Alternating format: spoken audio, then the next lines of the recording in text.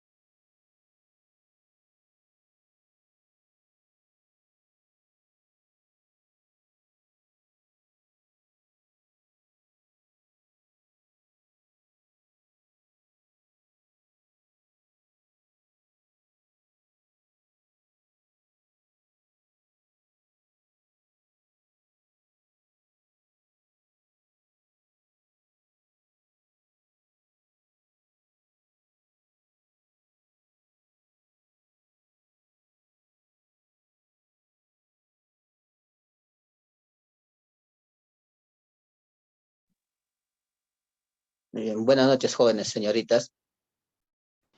Buenas noches, profesor. Buenas noches, profesor.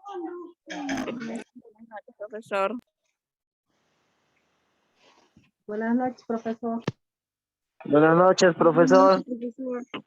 Buenas noches, Buenas noches, profesor. Buenas noches, profesor.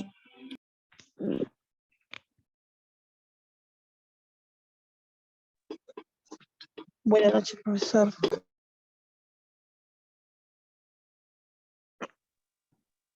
Ya, muy bien. Pueden levantar la mano los que van a participar, por favor.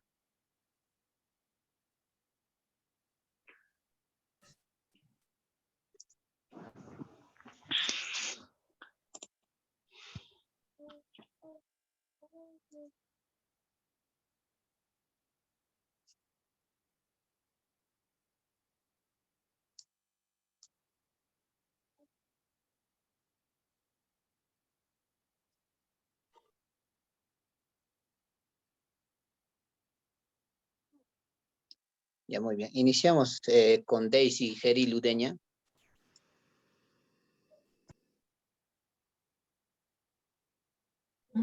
Profesor, buenas noches. Buenas noches, adelante. Profesor, yo averigüé sobre la enfermedad del Helicobacter pylori. Disculpen, buenas noches con todos. ¿Me escuchan, no, profesor? Sí, te Profesor. escuchamos. Sí, compañera. A ver, el Helicobacter pylori es una bacteria de forma espiral que crece en la capa mucosa, que que recubre el interior del estómago humano. Para sobrevivir este medio es de medio hostil.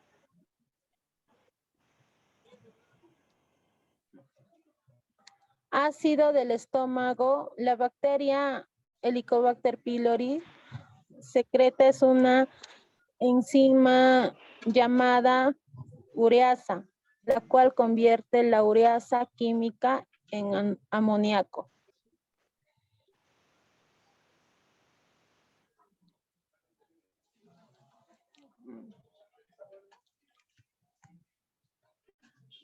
Ay, Dios mío.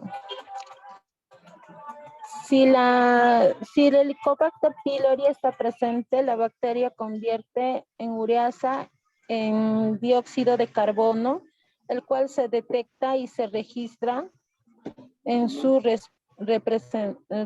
respiración exhalada después de 10 minutos.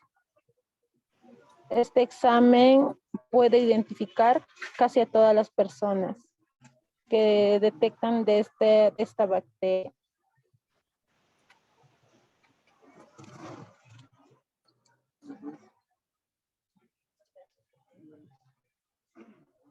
A ver.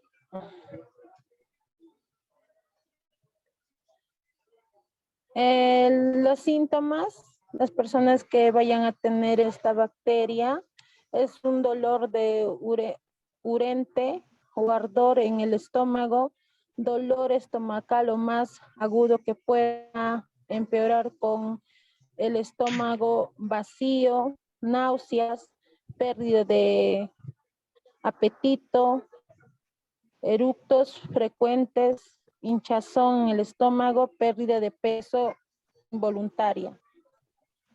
¿Algún medicamento para que puedan tomar, para que puedan prevenir del Helicobacter? Puede ser el omeprazol, el ensoprazol, el insoprazol.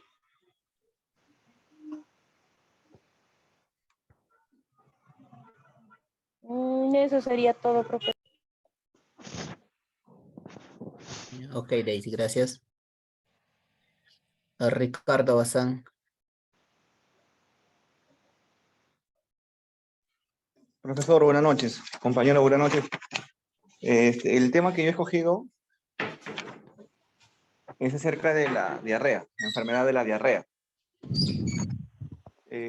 Para mencionar, como introducción, ¿qué es la diarrea?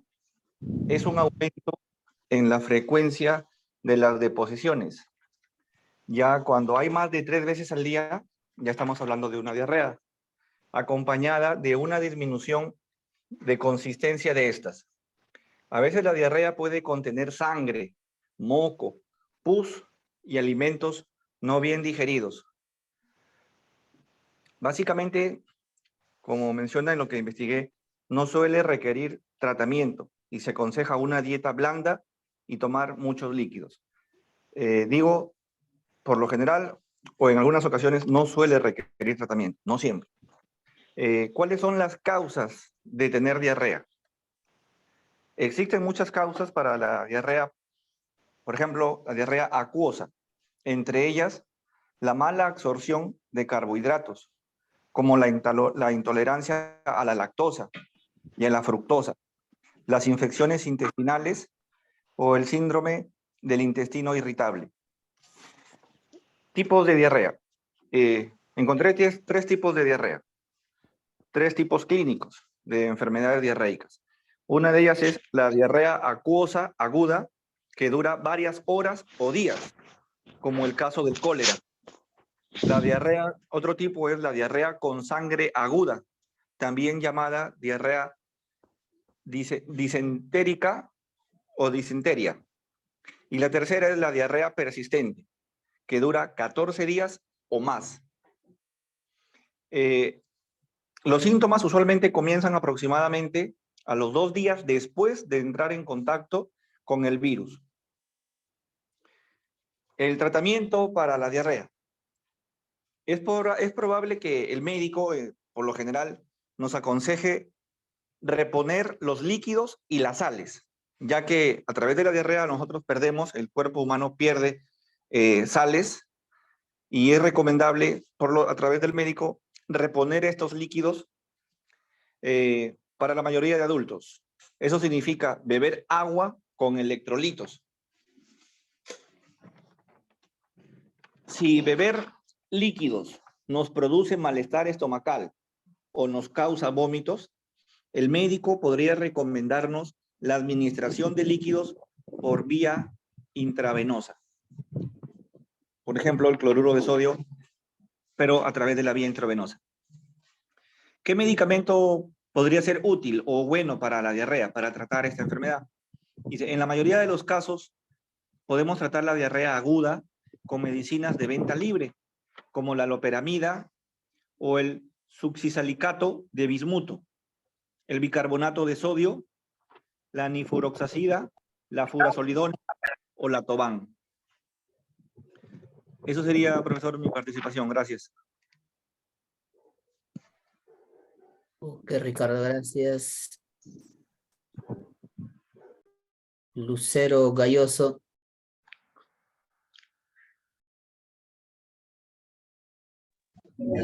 Profesor, buenas noches. Yo también he investigado sobre la bacteria de Helicobacter pylori. Ya, ok.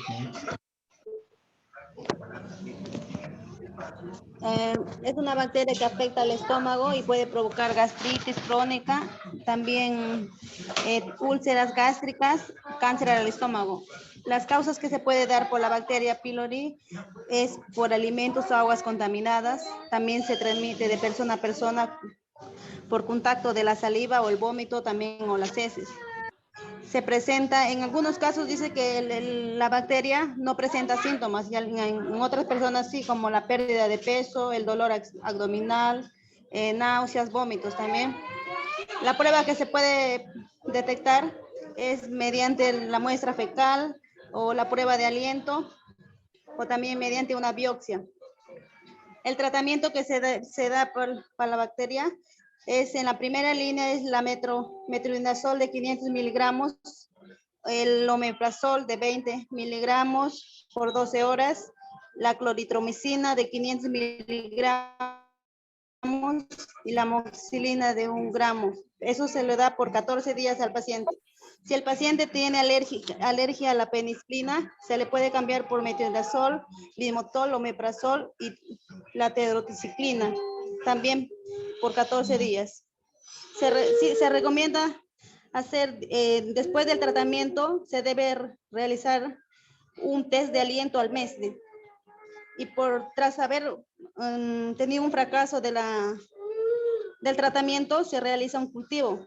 Y también hay la segunda línea del tratamiento es en metronidazol de 500 miligramos, el bismutol también de 200 miligramos, el omeprazol de 200 miligramos y la tetraciclina por 10 días o 14 días, profesor. Recomendado para no contener la bacteria pylori, lavarse las manos antes de comer.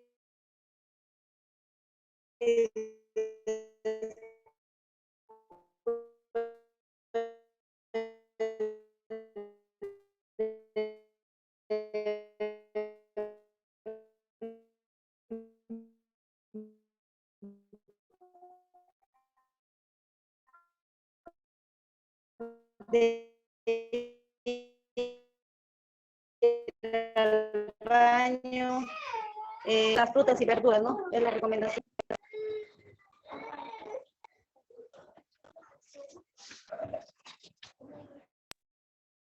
Ya, muy bien. ¿Es su audio de su compañera o es mi audio? Confírmeme, por favor. El audio de la compañera. El audio de la compañera, profesor. Ya, ok.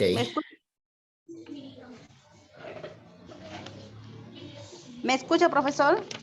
Sí, sí, sí. Sino que por rato se entrecortaba. Ah, la línea por mi zona hasta que llueve fuerte. Sí, sí, entiendo. ¿Puedo? Sí, sí, sí. ¿O lo No, no hay problema. Sí, cuando por ratos nomás fue ese problema, pero no hay problema. Ok, profesor, gracias. Raquel Castro. Buenas noches, profesor y compañeras. Yo investigué sobre la faringitis.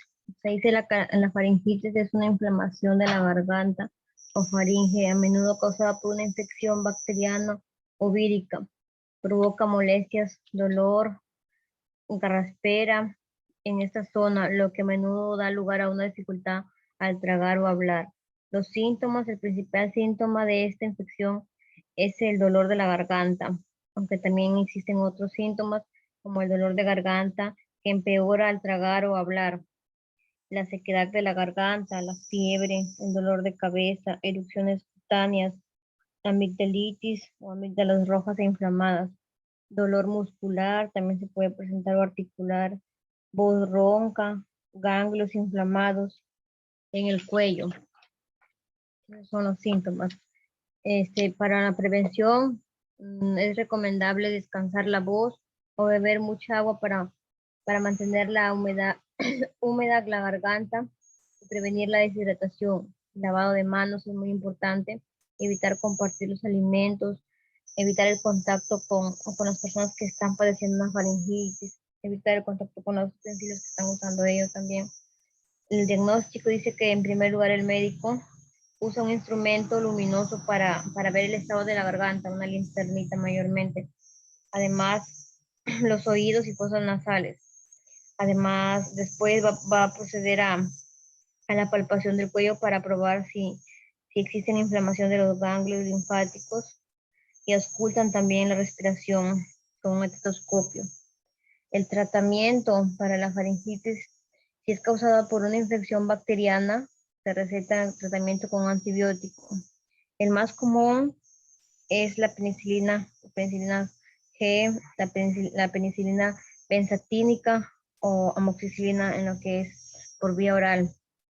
Esta durante 7 días o 10 días si fuera el caso más grave. En caso de alergias a estos medicamentos, a las penicilinas, se buscará uno alternativo. Y también, si es que presenta congestión nasal, se le puede indicar tiricina cada 12 horas por 3 días.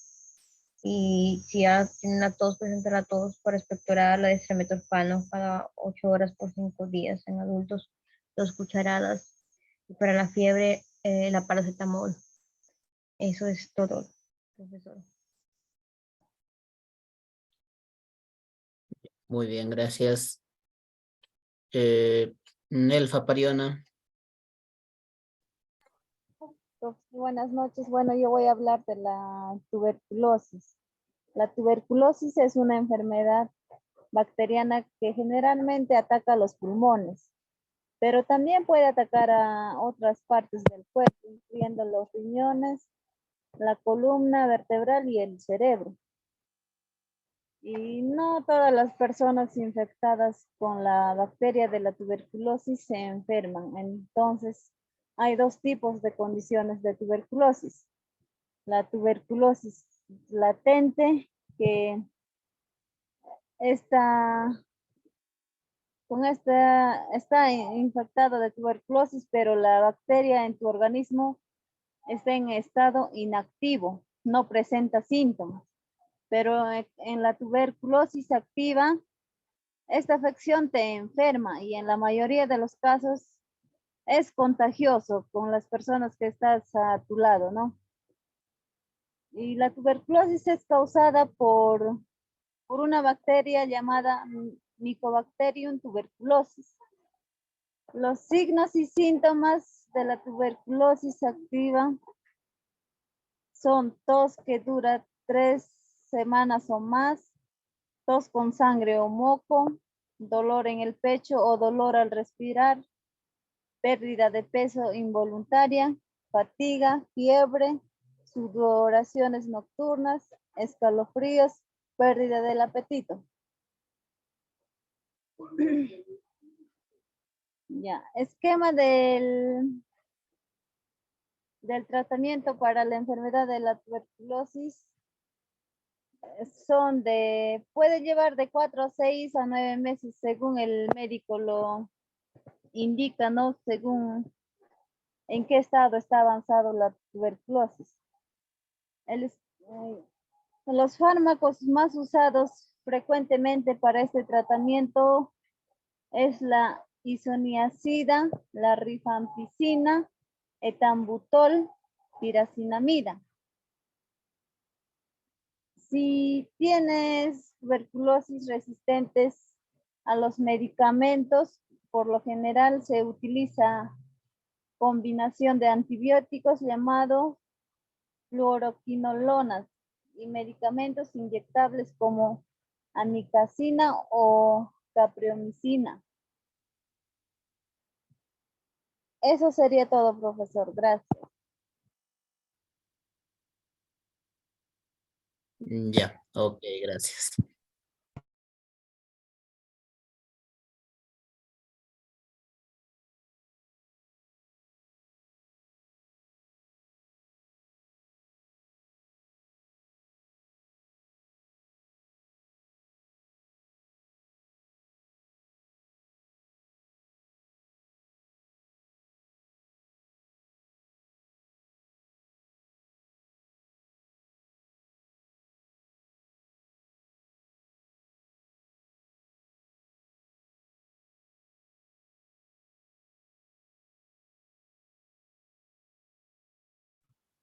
Ya bien, jóvenes. Lo he encendido lo que es la cámara porque creo que durante todo el tiempo que hemos podido compartir, no hemos tenido la oportunidad de interactuar más que nada con mi persona, ¿no? Entonces, aparte de eso que ya están a pocas semanas, se podría decir, o a pocos días de poder culminar con la carrera que ustedes han escogido. Y bueno, no es una oportunidad para poder aprovechar y poder mencionarles que sigan para adelante, ¿no? Que en este caso hay mucho todavía por aprender, hay mucho por recorrer y la única manera que nosotros vamos a tener para poder seguir aprendiendo es leyendo. La única manera.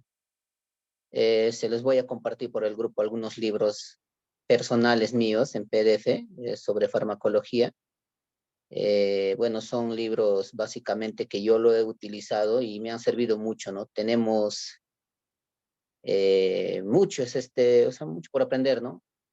De alguna otra manera también me gustaría que, bueno, si se pudiera que en este pequeño espacio, unos 5 minutos o menos, si tal vez a modo de conocernos pudieran activar sus cámaras, ¿no? Los que pudieran, claro, ¿no? Los alumnos están trabajando, etcétera, ¿no? Para poder conocernos. Mientras voy hablándoles, ¿no?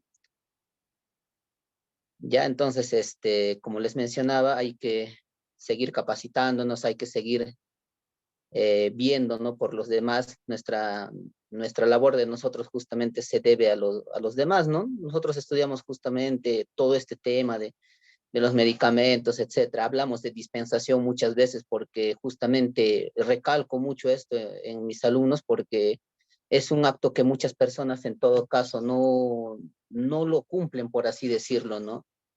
Entonces, enfatizo bastante en este acto de la dispensación. Y hemos visto que el acto de la dispensación básicamente nos conlleva a que nosotros podamos interactuar directamente con nuestro paciente. Vamos a llamarlo así, ¿ya? Paciente, porque si lo llamamos cliente, estaríamos tratando a las personas como un objeto para nosotros poder vender nomás, ¿no? Y en realidad no sucede así, ¿no? Entonces, en realidad, hay que nosotros ver por ese sentido, ¿no? En este caso. Enfatizar ustedes también, fomentar este acto, ¿no? Y seguir, ¿no? Capacitándonos, como les mencionaba, para nosotros poder mejorar nuestra capacidad para nosotros poder ayudar a las personas, ¿no? Que es a eso justamente que nosotros nos tenemos que deber, ¿no? En todo campo de salud específicamente. Es cierto que las demás carreras también tienen que ver con un tema de trabajar con personas, pero nuestro campo de salud nos lleva directamente a que nosotros podamos interactuar con las personas y con la mejoría de su salud, que básicamente es una satisfacción para nosotros en este caso que logremos eso, ¿no? Cuando nosotros damos un tratamiento, cuando nosotros realizamos este acto, básicamente nos sentimos satisfechos cuando nuestro paciente viene y nos dice, pues, ¿no? Que se ha mejorado, ¿no? Ha tenido mejorías, ¿no? En su salud, ¿no? Y poco a poco vamos evaluando estas situaciones y agrada, ¿no? O sea, nos agrada, o también personalmente me agrada a mí, porque en este caso nuestra carrera nos lleva a eso, nos enseña eso, ¿no? No solamente nos dedicamos a poder conocer y todo eso, ¿no? Entonces, es la consecuencia, en otras palabras, de que nosotros podamos prácticamente aprender todo esto, ¿no? Nosotros conocemos farmacología, conocemos buenas prácticas de almacenamiento, etcétera, todo, porque justamente estamos tal vez algunas personas direccionados a emprender un negocio, en este caso de aperturar una botica, una farmacia, etcétera, ¿no? Entonces, nos queda ahí, ¿no?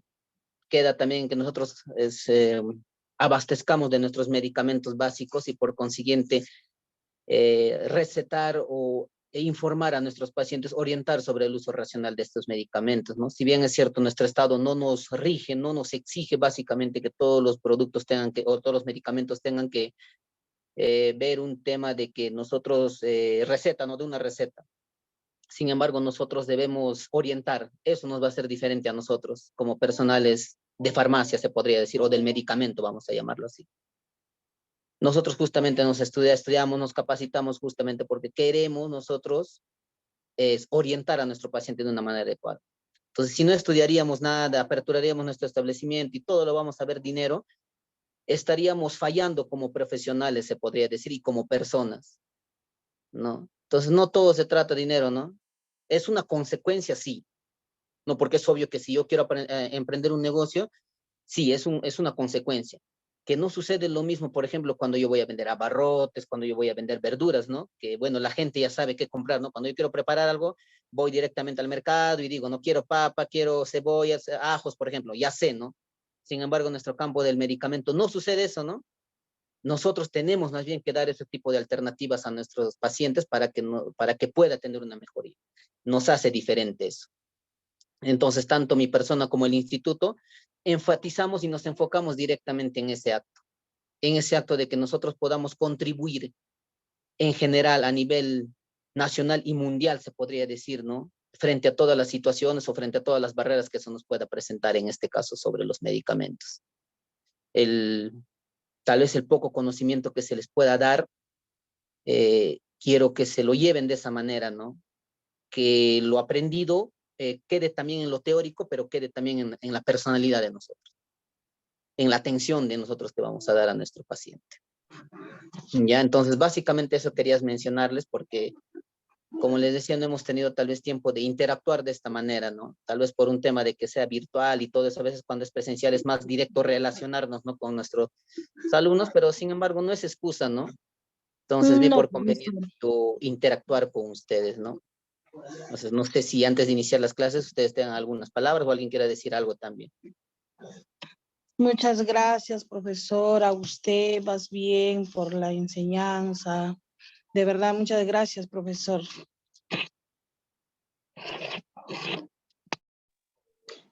Como dice mi compañera, más bien las gracias. En cierta manera, algunas personas trabajamos en el sector salud y tener este tipo de capacitaciones constantemente ayuda porque en cierta manera hay nuevas ideas, nuevos conceptos, nuevos formatos y eso nos pone en un modo de estar en constante actualización, que salud es siempre estar en constante actualización. Y el que estudia salud tiene que estar así hasta que termine o esté totalmente desinteresado, desligado ya de la carrera, ¿no? Gracias, muy bien, profesor, por todas sus enseñanzas.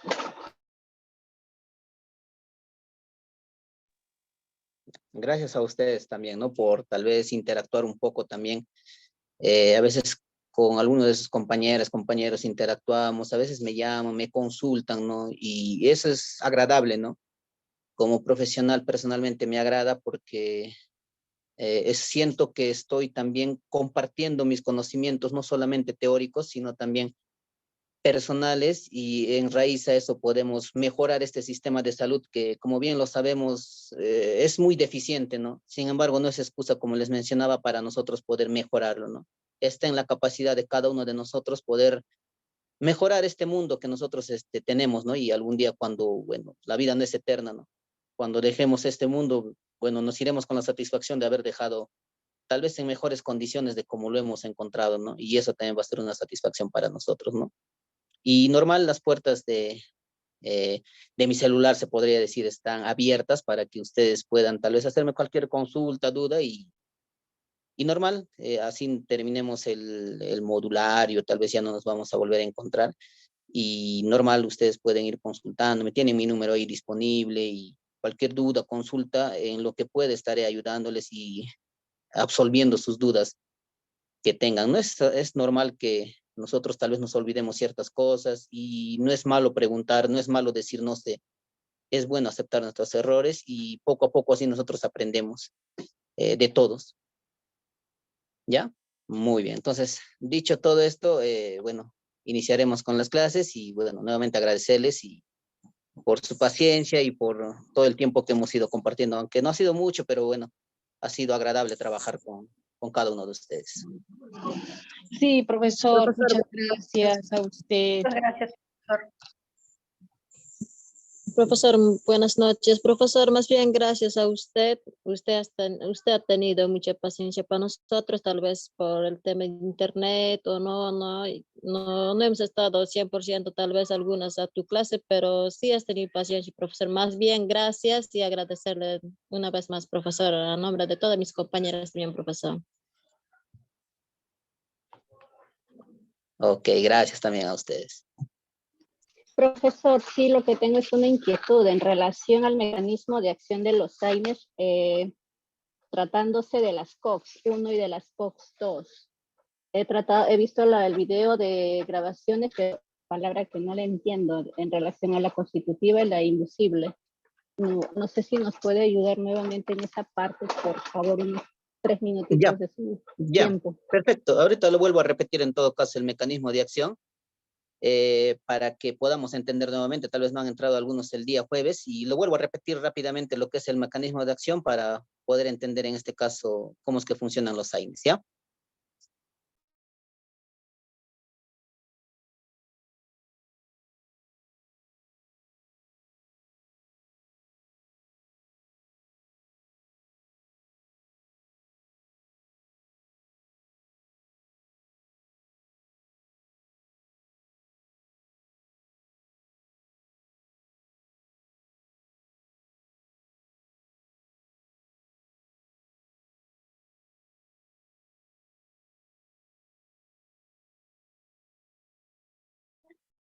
Confírmeme si se puede ver correctamente la pantalla, porfa. Sí, profesor. No puede Sí, ver, se ve profesor. claro. Muy bien. Ya. Bien, nuestro curso en realidad, bueno, es el tema de medicamentos alternativos, ¿no? En realidad ya no entraría a repetir este tema de mecanismos de acción, sin embargo, siempre es bueno recordar un poco cómo es que funcionan algunos fármacos, porque como les decía esto, nosotros cuando conocemos el mecanismo de acción, es lo que justamente nos va a hacer diferentes a los demás, ¿no? Por ejemplo, a una enfermera, un obstetra, nos va a ser muy diferentes. El personal del medicamento, el auxiliar, el técnico en farmacia, tiene que conocer básicamente estos puntos, ¿ya? Por eso es que vi conveniente realizar un paréntesis. Bueno, vamos a tocar más medicamentos, grupos farmacológicos, pero siempre voy a ver por conveniente realizar un poco del mecanismo de acción. Bien. En este caso habíamos visto de los AINES, antiinflamatorios no esteroideos. Les mencionaba que primeramente nuestra célula está recubierta por muchas proteínas, enzimas, ¿no? ¿Y para qué está recubierta de esto? Porque justamente cuando nosotros consumimos algún medicamento, alguna proteína, tiene que unirse a estas enzimas o proteínas que se encuentran en la pared de la célula. O sea, es como un receptor, ¿no? Es como que si yo quiero entrar a una casa, necesito una llave específica, porque no todas las llaves van a, no, una sola llave no va a abrir muchas puertas, ¿no? Entonces, en ese caso, cuando yo quiero entrar a una casa, necesito una llave específica. Sé cuál es la llave. Justamente así funciona, ¿no? Entonces, esa llavecita lo vamos a llamar a los medicamentos o a las proteínas que nosotros vamos a consumir. Entonces, ¿dónde va a abrir esa llavecita? En la membrana, ¿no? En la pared de la célula. Entonces, ahí se encuentra, en este caso de los AINES, los fosfolípidos, ¿no? En general. Entonces, estos fosfolípidos tienen unión contra el dolor, cuando se produce el dolor, cuando consumimos AINES, se van a unir directamente a fosfolípidos, ¿no? Entonces, si yo les pregunto en el examen, ¿a qué enzima, proteína se unen los AINES? A los fosfolípidos, directamente, ¿no? Ahí se unen. Muy bien. Este fosfolípido normalmente produce ácido araquidónico para que nuestra célula se pueda nutrir. Entonces, hasta ahí estamos bien, ¿no? Hasta que se produce fosfolipasa, ácido araquidónico, estamos bien, estamos perfectos. Nuestro organismo no tiene ningún malestar, ningún tipo de complicaciones. Estamos bien ahí. Sin embargo, cuando ya tenemos un golpe, por ejemplo, ese golpe va a mandar señales a través de nuestro sistema nervioso, va a mandar señales a nuestro cerebro y por consiguiente va a hacer que se produzca el dolor. Ahora, el dolor no es único solo, se divide en dos, en lo que es COX-1 y COX-2, ¿no? Ahora, ¿qué significaba COX-1? Profesor, siloxigenasa. Ciclooxigenasa. Ciclooxigenasa. Correcto. Bueno, la ciclooxigenasa también es una enzima también, ¿no? Bueno, ya profundamente eso lo veríamos con algo bioquímico, ¿no? Pero lo vamos a dejar ahí, ¿ya? Entonces, ahora, produzco dolor ahí, ¿no? Veremos si se produce COX-1 y COX-2, ¿no? Bien, cuando se produce COX-1 es cuando nosotros vamos a encontrar, se podría decir, dolor o malestar en membranas, ya sea en la membrana del estómago, ya sea en la membrana del intestino, riñón, plaquetas, piel. No estamos tocando nada de hueso, sistema óseo. ¿Dónde tocamos ese sistema óseo? En el COX-2. Vamos a encontrar inflamación, dolor, fiebre, proliferación celular. ¿Dónde? Directamente en los huesos. ¿Ya? En los huesos. Cuando nosotros encontramos en este caso un golpe, por ejemplo, jugando fútbol me golpeé y bueno, me fracturé. Entonces ese dolor se va a manifestar en la COX-2.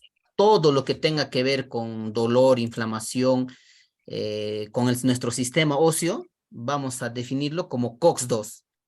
Sin embargo, cuando vamos a encontrar dolor en membranas, ojo, membranas, como el estómago, intestino, riñón, plaquetas, vamos a llamarlo COX-1.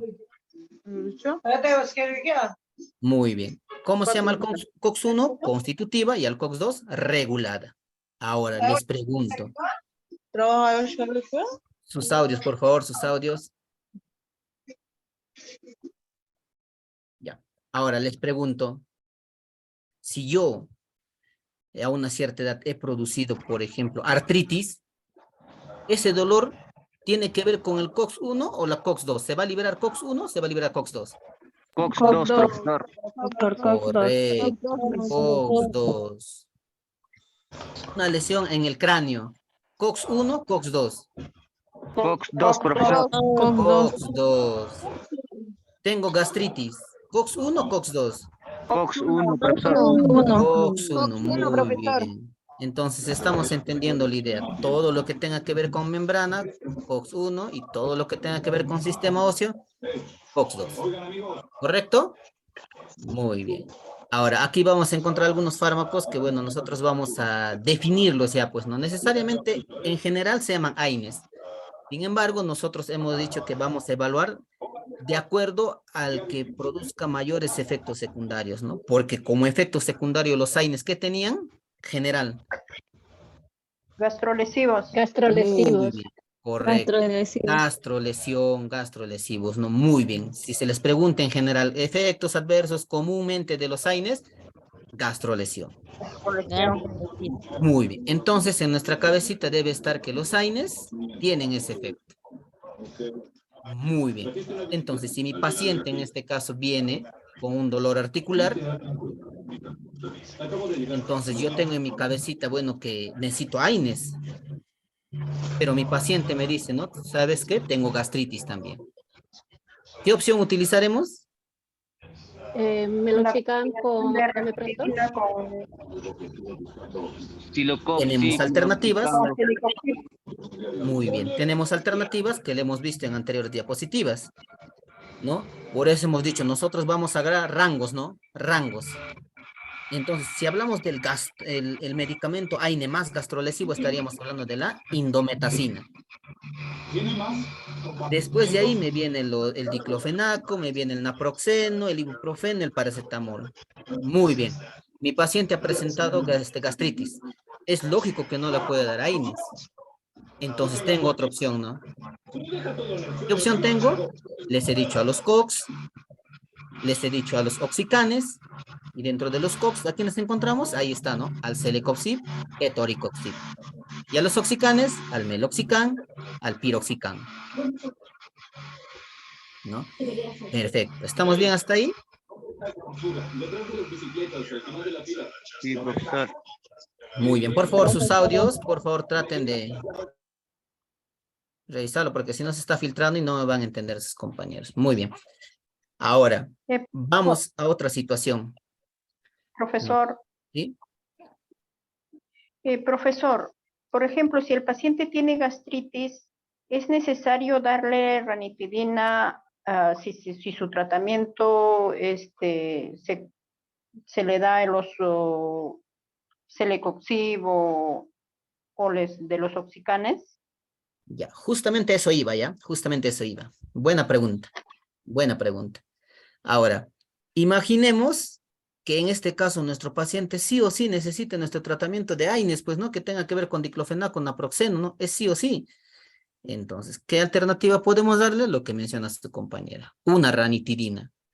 Profesor, si ya le estoy cambiando al celecoxib, etoricoxib, meloxicam, piroxicam, y usted me ha dicho que eso produce menos gastrolesión, ¿puedo darle la ranitidina? Sí, porque es lo que normalmente los médicos que conocen de estos efectos secundarios recomiendan, ¿no? Cuando introducen, por ejemplo, adultos mayores cantidades de medicamentos, sí o sí le aplican su ranitidina primero, como protector gástrico. Entonces, nosotros vamos a realizar lo mismo. Protectores gástricos primero. 1 hora, media hora antes de que consuma sus AINES, introducirle ranitidina, ¿no? Administrarle ranitidina. ¿Ya? Entonces, muy bien. ¿Tenemos alternativas? Sí, tenemos alternativas, ¿no? Pero si tenemos la opción de poder cambiarle por estos COX o por estos oxicanes, perfecto. Porque funcionan mejor en problemas de artritis, artrosis. Perfecto. Profesor, ¿está en el petitorio? No está, porque como les decía, en nuestro estado lastimosamente se fija más en los costos que en los efectos que pueda producir un medicamento, ¿no? Para la gota, por ejemplo, indometacina. Si vas al hospital, a la salud, indometacina. Y les he mencionado la indometacina, gastrolesivo, mayor gastrolesión. ¿Qué opciones tenemos? Aquí tenemos el ecoxid y etoricoxid. Pero como su precio es un poco más elevado, el Estado no le interesa y simplemente nos dice, quiero comprar el más barato, ¿no? Y no me interesa si nuestro paciente produce un efecto secundario. ¿no? Entonces así, ¿no? Sin embargo, para la gota también tenemos otras opciones, ¿no? Bueno, lo vamos a ver más adelante, ¿no? Bueno, el alopurinol, la colchicina, por ejemplo, ¿no? Son opioides, lógico, pero generan mejores efectos en nuestra terapia, ¿no? Y menos efectos gastrolesivos incluso. ¿Ya? Muy bien. Profesor, ¿Sí? ¿en qué caso se le da, por ejemplo, el omeprazol media hora después de los alimentos? Es media hora antes, ¿ya? Media hora antes de los alimentos. Porque yo tuve un doctor que lo estaba tratando a mi papá y recomendó el omeprazol media hora después de los alimentos. ¿Qué diagnóstico tenía? Él estaba usando, tenía una gastritis leve, Ya. no marcada, pero usaba antiinflamatorios, como por ejemplo celecoxib. Ujú. Ya, es que como les decía, muchos médicos utilizan como terapia gastroprotectora el omeprazol, ¿no? Pero si nosotros nos vamos al mecanismo de acción, el omeprazol funciona más como antiácido que como protector gástrico. Entonces, no ayudamos en nada, simplemente estamos evitando que la acidez aumente, pues, y la acidez es muy importante, primero, para que se pueda destruir nuestros fármacos, ¿no? en el ácido clorhídrico, para que nuestro bolo alimenticio se degrade también, es muy importante. Entonces, si nosotros queremos utilizar protectores gástricos, de preferencia la ranitidina, ¿no? Que es un antihistamínico. Ahora, media hora después, no he visto esa terapia realmente y no tendría una lógica, ¿no? Porque en ese caso, cuando nosotros consumimos alimentos, bueno, la acidez está aumentando, regulándose, ¿no? Y no habría lógica, pues. Entonces, si quisiera, aún así quisiera utilizar como gastroprotector, tendría que tomarlo sin comidas, ¿no? Para generar esos efectos. ¿Ya? Ya, profesor, gracias. Muy bien. Bien, ¿qué acciones farmacológicas tenemos dentro de nuestros intereses terapéuticos frente a los AINES? Bien, tenemos a lo que son las acciones analgésicas, que viene de dolor, acciones antipiréticas, ¿de qué venía? Pero, De de fiebre. Piresis, fiebre. Muy Incremento bien, de la viene de temperatura. piresis, y la piresis significa fiebre. Muy bien. Tenemos la acción antiinflamatoria, que viene de inflamación, tenemos acción de antiagregante plaquetario, ¿qué significaba? De coagulación de sangre. Correcto, muy bien. Coagulación de sangre. Coagulación de Formación de sangre, trombos. trombosis también podemos llamarlo. ¿Ya? Muy bien. Acción uricosiuria. ¿Por qué hablamos de esta acción uricosiuria? Porque cuando nuestro riñón está no filtra correctamente nuestras sustancias tóxicas para poder eliminarlas por la orina, se forman cristales de urea, ¿no? Y estos cristales de urea son crónicos en nuestra vida, ¿no? En nuestro organismo, ¿no? ¿Por qué? Porque justamente al acumularse esta urea, podemos encontrar esta enfermedad que lo llamamos la gota, ¿no? Entonces, ¿dónde se almacena? En las terminaciones de los dedos, ¿no? Y como son cristales de urea, un pequeño golpe, se podría decir, en los dedos, un dolor intenso es, ¿no? Entonces, el paciente tendría que tener una terapia o una terapia muy estricta, se podría decir, ¿no? Para poder curarse. Ahora, normalmente casi en el 80-90% de pacientes no genera cura porque justamente no está acostumbrado a recibir pues, o tener un cambio de vida drástico, ¿no? En cuanto a la dieta, hábitos, por ejemplo. Entonces, no. Por eso no generamos mucho en los pacientes esta mejoría, ¿no? Tiene cura, sí, ¿no? Pero depende de muchos factores, como les decía. Entonces, estos cristales de urea también tienen que ver con un tema de la diabetes también, ¿no? Entonces ahí es donde no se filtra correctamente nuestra glucosa, la glucosa taponea los glomérulos renales, y al taponear esos glomérulos renales, funciona como un filtro, funcionan esos glomérulos, ¿no? Entonces no se filtra nada de la orina, y la urea, y el amoníaco incluso que nosotros eliminamos como toxina de la orina, se eliminan a nuestro tejido adiposo, a nuestro músculo, y por consiguiente los malestares que les he ido mencionando, ¿no? Infección a los riñones también. Infección podemos tener, las bacterias también se siguen proliferando ahí, bacterias gram positivas, gram negativas, por ejemplo, ¿no? Ya, muy bien. Bueno, como efectos adversos habíamos visto lo que es principalmente efectos Antes que gastrointestinales pase, y gastrolesivos, ¿no? Principalmente. Ahora, luego de ello también tenemos pues daños que no son muy fuertes como estos gastrointestinales, como lo que son el daño en el útero, en el riñón, hematológico en sangre, en el sistema nervioso central, hipersensibilidad, por ejemplo, a los fármacos y plaquetas también, ¿no? ¿Se dan cuenta? Es un conglomerado de efectos adversos que se puede producir con el consumo de estos AINES. Profesor, o sea que si yo me tomo una tabletita o dos tabletitas, ¿puedo generar efectos adversos? No. Entonces, ¿cuándo hablamos nosotros de efectos adversos o de efectos secundarios en los fármacos? No sucede porque yo me tomo pues a la dosis adecuada, ¿no? Si yo me tomo, por ejemplo, cada 12 horas, me dice mi médico, todo eso, perfecto, me tomé. No sucede ahí. ¿Cuándo sucede? Cuando yo lo tomo indiscriminadamente. Hago un uso irracional de mi medicamento, ¿no? Entonces, me dice el diclofenaco, tengo que tomarlo cada 12 horas. Ah, no, me está generando este dolor. Me voy a tomar 2 en una sola y cada 8 horas. Ahí es donde sucede. O me ha dicho por 5 días y me lo voy a tomar por 10. O cuando quiero, o cuando me acuerdo, me voy a tomar mi medicamento. Ahí es donde encontramos nuestros efectos adversos, ¿ah? No porque lo consumimos en nuestra dosis habitual, en nuestra dosis adecuada que nosotros conocemos, ¿no? ¿Ya? profesor, Sí. una consulta antes que pasa a esa diapositiva.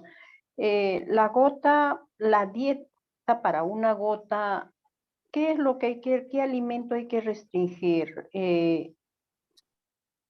No sé si estoy en lo correcto.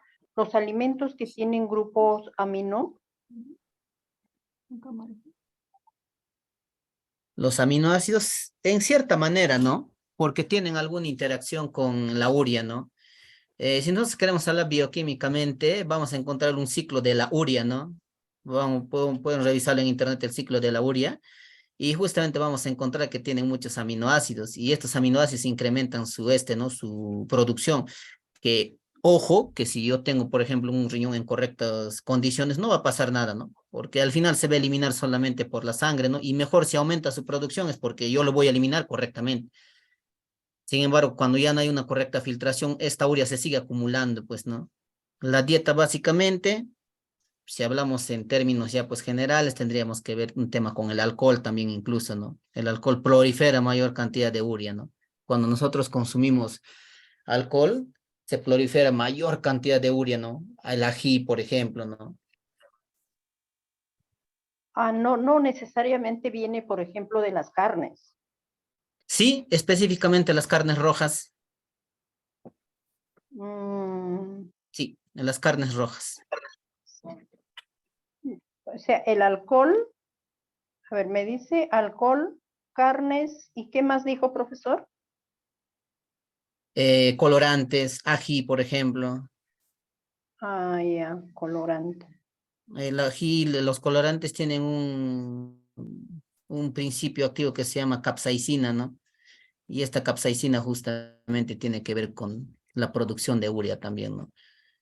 Profesor, si está bien mis riñones, si me gusta comer bastante ají, ¿no? Hay personas que le gusta comer bastante ají. ¿Puedo generar que no se filtre correctamente mis riñones? Sí, ¿no? Y por consiguiente, urea, ¿no? Es lógico, como les decía, siempre hay que ver eso, que no porque me consuma hoy día, he consumido mi ceviche, por ejemplo, ¿no? Y me consumí bastante ají, ¿ya no va a filtrar correctamente mi riñón? No.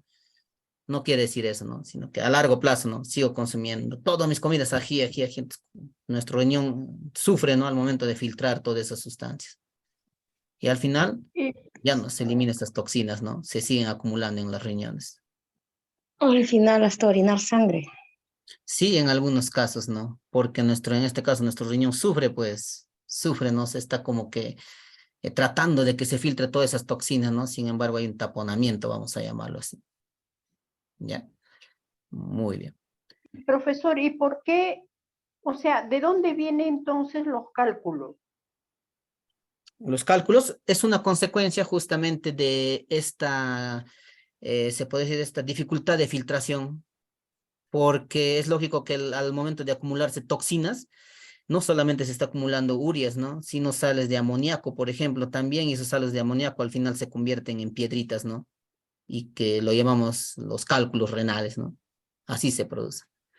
Es la O sea, los vesícula. cálculos es por deficiencia renal, profesor. ¿Perdón? ¿Por la deficiencia renal podría ser? Sí, es una complicación por la deficiencia renal.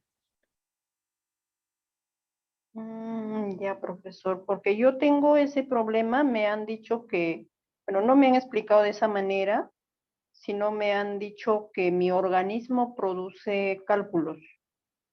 Y me No, han el organismo no puede recomendado producir cálculos, pues. alimentos ricos en calcio, No, el organismo no porque puede producir calcio. O sea, elimino, por ejemplo, un tiempo llegué a tomar para los cálculos por un mes, después me saqué una ecografía, estaba limpio. Después de otro mes, me saco otra ecografía, apareció en el otro riñón. O sea, elimino en una, en otro aparece, elimino en una, en otro aparece, y me dijo que mi organismo formaba cálculos. no es que nuestro organismo no forme cálculos, sino que el detalle es que no estamos llegando al punto exacto, pues. Por eso les estoy explicando, ¿no? ¿Por qué se pueden hacer los cálculos? Ya les estoy diciendo, porque no hay correcta filtración. Entonces el médico debe tener en cuenta esa patología, ¿no? Y decir, ya, ¿por qué está produciendo los cálculos? Porque no hay una correcta filtración. Hago un examen de orina, verifico cuánta cantidad de urea, amoníaco se está eliminando, y de ahí puedo determinar el funcionamiento de mi riñón. Entonces llego a ese punto, ¿no? Es lógico que me hago una operación, me elimino cálculos, mi riñón sigue mal, va a seguir produciendo cálculos, ¿no? O sea, así me operen, me limpien, va a seguir produciendo. Entonces hay que Sí, atacar sí. directamente al punto, pues, para nosotros poder evitar, ¿no? Entonces, ¿cuál sería la recomendación, profesor? Porque yo tengo ese problema. Estoy un tiempo por 6 meses, después ya me duele la cintura. Me saco una ecografía y ya estoy con los cálculos. En este caso yo siempre me voy a lo más natural, ¿no? A los medicamentos no mucho, y eso quiero que también ustedes tengan muy en cuenta, porque es a criterio personal, ¿no? Siempre nosotros hay que ir por un tema más natural, se podría decir, para evitar complicaciones de los fármacos, ¿no? Todos los fármacos tienen efectos adversos, todos. Me curo de uno y me va a enfermar de otro, ¿no? Entonces yo siempre me voy por lo más natural, ¿no? En este caso, uno básico para poder generar filtración renal es agua, consumir bastante agua. En las mañanas, en ayunas, bastante agua. Dos, el agua de piña, por ejemplo, ¿no? Sin azúcar. Perfecto, genera mejores filtraciones en el riñón. Tres, tenemos ahí el cloruro de magnesio, ¿no? Es muy poco conocido. Se dice incluso que son medicamentos huérfanos, ¿no? Porque la gente a veces no trata de investigar un poco más sobre esos efectos que pueda producir estos medicamentos, mejor dicho, estos productos naturales, ¿no? El cloruro de magnesio he tratado pacientes también con cloruro, ¿no? Y ha generado buenos efectos. Tiene buenos efectos no solamente en riñón, sino también en el sistema digestivo, ¿no? En nuestros ánimos, por ejemplo, ¿no? En nuestros huesos, porque nuestros huesos no solamente están conformados de calcio, ¿ah? También están conformados de magnesio. Entonces, genera buenos efectos, ¿no? Siempre me voy por esos 3 tratamientos cuando tenemos cálculos renales. ¿Medicamentos hay? Sí, pero prefiero no tocarlos, ¿no? Prefiero ver primero cómo va la terapia con medicamentos naturales. Sí, yo, por ejemplo, y el agua con limón, sin azúcar también sería buena. Sí, pero imaginemos que tengamos gastritis. O sea, sería para personas que no sufren con gastritis. Claro, ese sería. El limón tiene mayor acidez a diferencia de la piña, ¿no? Ya. Ajá. O sea, hay que valorar también eso, ¿no? Por eso hay 3 opciones que los estoy dando por ahora. ¿Existirán más? Sí, de seguro que sí. Pero siempre nosotros hay que irnos a investigar. Tenemos el internet a la mano, etcétera, ¿no? Entonces, me han dicho que me tome esto. A ver, el profesor me ha dicho que me tome cloruro. ¿Será cierto o será mentira? A ver, voy a investigar. Reviso mi internet, veo, ¿no? Entonces, así tenía razón, no tenía. Entonces, a eso hay que ir nosotros, ¿no? A investigar. Y por consiguiente, nosotros vamos a poder sintetizar esa información y vamos a hacer llegar también a la población, dándole la dosis correcta, adecuada, ¿no? Mi abuelito me ha dicho que me tome agua de muña, por ejemplo, para la gastritis. Sí, perfecto, pero ¿a qué concentración será? ¿Qué cantidad será? ¿Cuántas hojitas pondré? No sabemos, ¿verdad? Entonces hay que investigar, ¿no? Y para nosotros poder filtrar esa información y dar un correcto tratamiento con la medicina natural, que no es malo. Lo malo es cuando no investigamos y creemos tomar a dosis que no son adecuadas. ¿Ya? Profesor, una última pregunta. Sí. Quiero, ¿sabe algo de la penca de la tuna? Claro, sí, también tiene efectos, ¿no? Tiene mucosas incluso que generan buenos efectos en la mucosa gástrica incluso, ¿no? Un Entonces, médico, realmente, para ser sinceros, un no médico lo he investigado a profundidad, sin embargo, he visto que los tratamientos que se han hecho con la penca de la tuna ha generado buenos efectos, ¿no? Un médico internista recomendó, estuve con un paciente y por insuficiencia renal recomendó tomar en jugo la penca de la tuna. Ahora no sé, como dice usted, no lo he investigado, en qué casos hay que tomar y qué cosa más puede afectar. Claro, como le digo, o sea, sinceramente no lo he investigado a profundidad, lo voy a revisar, pero sí he visto que ha generado buenos efectos. Ahora, efectos secundarios no lo he visto, pero imagino que vamos a encontrar en internet y lo voy a buscar para poder compartirles a ustedes. ¿Ya? Profesor, disculpe, significa que la persona, si no toma agua como debe ser, ¿tiene cálculos renales? No siempre, No, pues, pero por complicaciones, ¿no? No, por eso decía, no es que si en un mes no tomo agua ya me puedo hacer cálculos renales, no, no. Es poco a poco se va formando, ¿no? No estoy tomando agua, estoy produciendo cálculos y así, ¿no? Como comidas chatarras, grasas, etcétera, ¿no? Entonces se va produciendo poco a poco estos cálculos renales, ¿no? Siempre tengan esa costumbre de consumir bastante líquido, agua, ¿no? Más que nada, ¿no? Entonces en su botellita, en las mañanas, mejor todavía antes de tomar su desayuno, un vasito con agua, perfecto, ¿no? Suficiente, ayudan a mejorar incluso su ritmo cardíaco, ¿no? El flujo sanguíneo, muchos beneficios, ¿no? Que son cosas que a veces no requieren pues de mucho gasto, por así decirlo, ¿no? O sea, no creo que sea difícil hacer hervir un poquito de agua y tenerlo siempre ahí, ¿no? Ya, muy bien.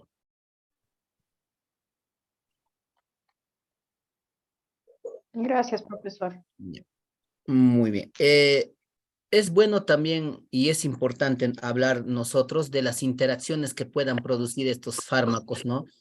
Porque, bueno, ya, a ver sus audios, por favor. Porque, bueno, ya conocemos, ¿no? Que, bueno, los AINES tienen gastrolesión, etcétera, perfecto. Que sirven para dolores articulares, perfecto. Pero también tenemos que evaluar y tener en cuenta con qué fármacos va a tener interacción y no lo puedo, con qué fármacos no puedo consumir, ¿no? Entonces aquí tenemos un pequeño cuadrito que nos muestra algunos fármacos, en este caso el metotrexato, que funciona como un antineoplásico, ¿no? Entonces tiene interacción con todos los AINES. ¿Qué pasa si yo tomo metotrexato con algún AINE? Va a disminuir la excreción de los fármacos, ¿no? Porque no todo, o sea, no quiere decir que yo me consumo un fármaco y va a quedar de por vida en mi cuerpo, ¿no? Tiene un tipo de eliminación, ¿no? Y bueno, eso lo hemos visto en farmacocinética, por ejemplo, ¿no? Entonces, en farmacocinética hemos visto que cumplía un proceso, ¿no? Y al final, el proceso final era excreción. Entonces, tiene que eliminarse. Tenemos a la digoxina, que es un opioide también derivado justamente de la amapola. Tiene interacciones con los AINES. ¿Qué va a pasar si yo me consumo un AINE con una digoxina? Va a aumentar la concentración plasmática en nuestra sangre, ¿no?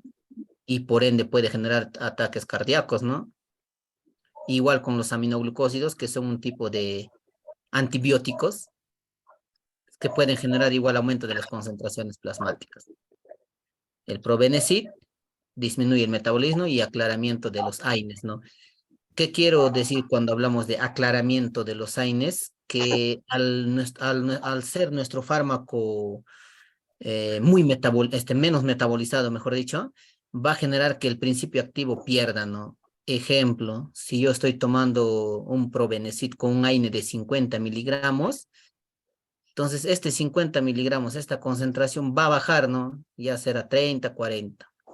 Y nosotros sabemos que los fármacos están justamente creados, producidos a una cierta concentración, porque se ha investigado que a esa concentración va a generar los efectos que nosotros queremos, ¿no? Así tenga 49, no voy a encontrar los efectos que quiero.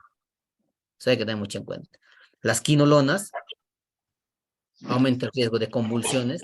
Las quinolonas también son un grupo de antibióticos, especialmente para infecciones urinarias, en su mayoría son de amplio espectro, tiene amplio espectro. Cuando hablamos de amplio espectro nos referimos básicamente, cuando ustedes vean en un fármaco que diga antibiótico de amplio espectro, ¿no? ¿Qué quiere decir? Que puede abarcar varios órganos. En este caso, las quinolonas no solamente nos pueden ayudar con un tema de infecciones en los riñones, sino también con infecciones en las vías aéreas. Entonces ahí vemos que nos menciona a ¿no? Cuando dice amplio espectro. Yo sé que ustedes lo han visto, ¿no? En algunos fármacos dice antibiótico de amplio espectro, dice, ¿no? Entonces a eso se refiere. Muy bien, la ciclosporina, el tacrolimus, que normalmente se utiliza para temas de vitiligo, aumenta el riesgo de nefrotoxicidad. ¿Qué quiero decir con nefrotoxicidad? A los nefrones. Los riñones. Tóxico a los riñones. Ya, en general, ¿no? Claro, muy bien. En general tiene que haber toxicidad en los riñones, ¿no? Pero por ahí una de sus compañeras dijo en los nefrones, ¿no? Entonces, los nefrones son la unidad básica de los riñones, ¿no? Entonces, afectan directamente ahí. O sea, hablando más profundamente ya, pues, anatómicamente, atacan directamente a los nefrones, ¿no? Lo estamos mencionando en general los riñones para poder entenderlo. Pero si queremos ver más profundamente, vamos a decir que son los nefrones.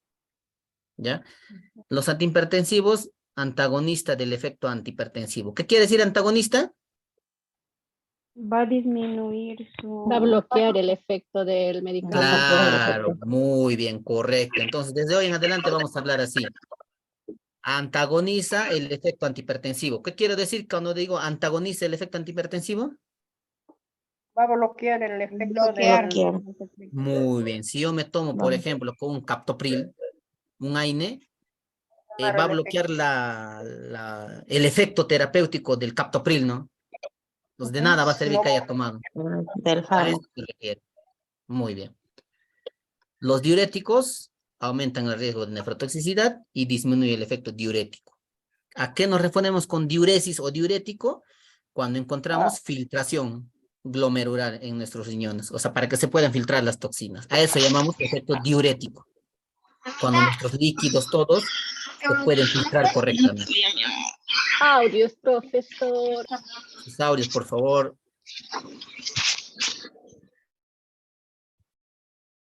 Entonces, a eso nos llamamos con efecto diurético. Sin embargo, acá cuando tomamos un diurético, ya con un AINE, vamos a encontrar que va a disminuir este efecto, ¿no? Que normalmente tienen que producir nuestro riñón, ¿no? Diuresis, a eso llamamos diuresis.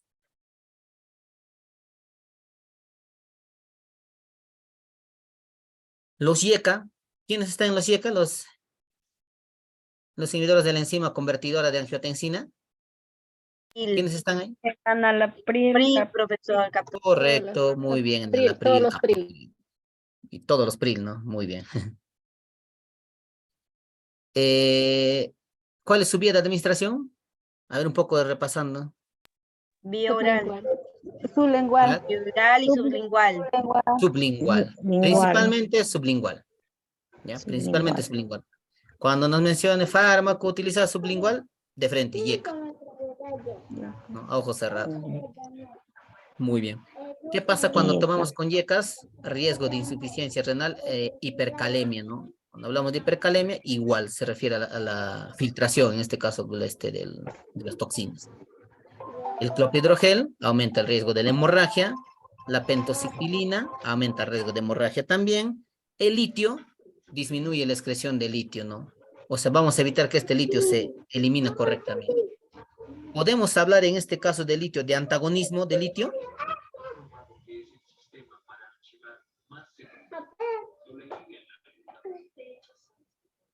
¿Podremos hablar de eso, de antagonismo? Aquí dice disminuye la excreción de litio. ¿Podemos atribuirle la definición de antagonismo? Sí, profesor. Sí, profesor. Está bloqueando, no está descubriendo como debe ser, profesor. Entonces, no podemos hablar de antagonista, ¿ya? ¿Por qué? Porque aquí no estamos bloqueando nada. Simplemente está disminuyendo la excreción de litio, pero el litio sigue cumpliendo su función. No se está bloqueando nada. Entonces, hay que tener mucho cuidado ahí. No es un antagonismo, entonces. No podemos hablar de antagonismo. Muy bien. Los anticoagulantes con la fenilbutazona es un tipo de AINE, aumenta el efecto anticoagulante. Los antidiabéticos orales con la fenilbutazona va a disminuir el metabolismo de las sulfoniurias, ¿no? ¿Ya? Muy bien.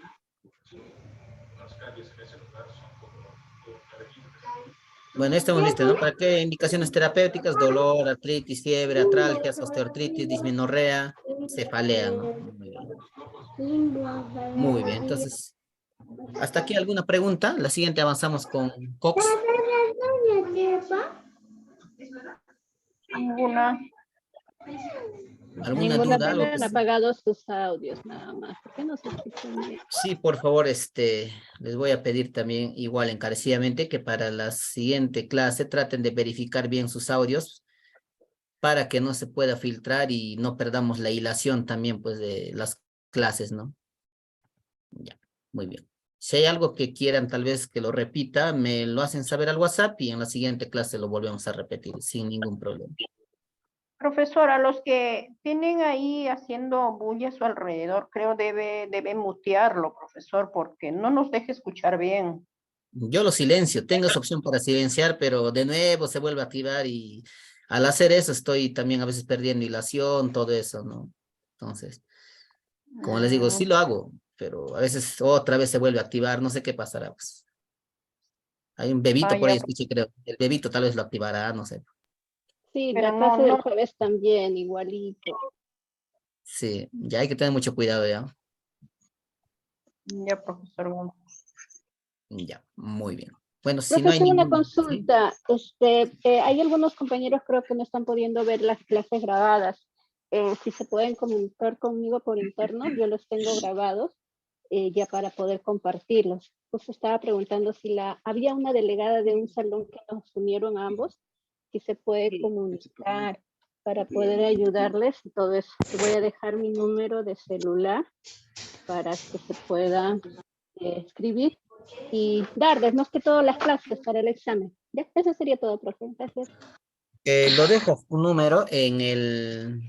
Sí, yo compañera, yo no tengo. En el grupo con un pequeño, de una pequeña descripción, ¿no? Los que tengan inconvenientes con la grabación me escriben, así nomás les lo pones. ¿Ya? Sí, Y profesor.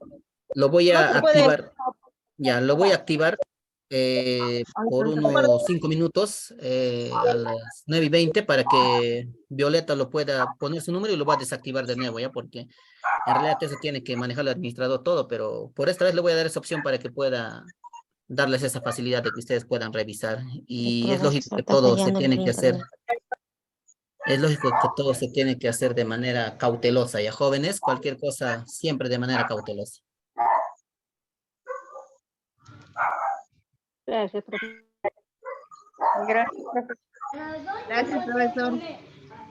Muy bien, entonces si no hay más preguntas, bueno, que tengan buenas noches y buen fin de semana para todos. Que tengan buen fin de semana, profesor, hasta el martes. Gracias. Profesor, yo quiero hacer una preguntita. Dime. Profesor, ¿qué diferencia hay el esomeprazol con la ranitidina? Ya, buena pregunta. El esomeprazol, como les había mencionado, tiene más funciones antiácidas que gastroprotectoras. Sin embargo, la ranitidina funciona al revés, ¿no? La ranitidina tiene más funciones gastroprotectoras que antiácidas, ¿no? Ahí radica la diferencia.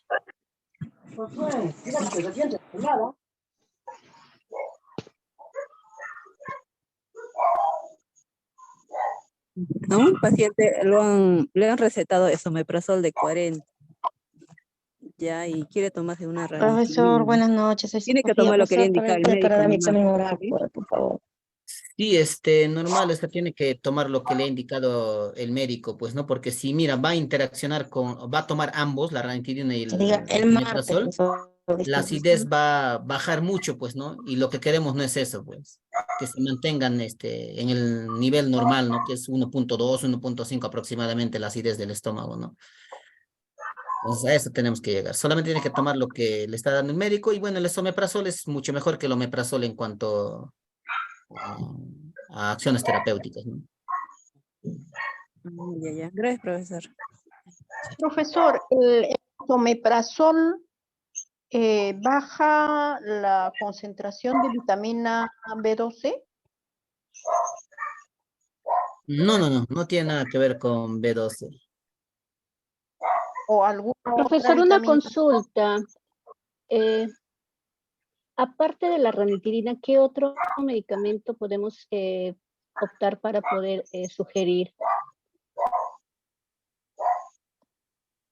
¿Para qué tratamiento? Bueno, tengo entendido que la ranitidina está siendo retirado, espero no especular. Entonces, esa era mi inquietud. No sé si habrá alguna opción o en todo caso para la siguiente clase le doy toda la información completa o por interno. Sí, ha ido descontinuándose poco a poco. Tiene una alerta por un tema de que ha producido diarreas, ¿no? Al igual que el subsalicilato de bismuto, igualito, ¿no?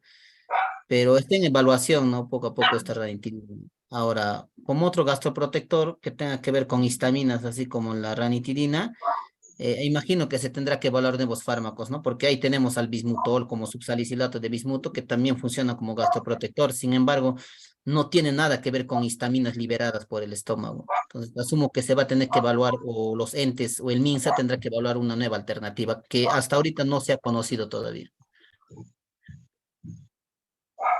Ya, profesor, gracias. Ya, Violeta, lo habilité para que puedas publicarlo en el grupo. Públicalo cuanto más antes, porfa.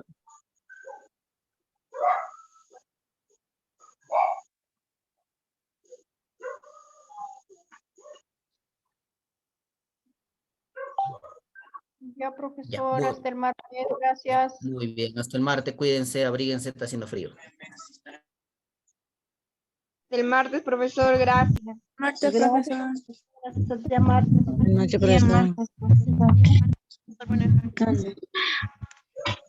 ¿Dónde?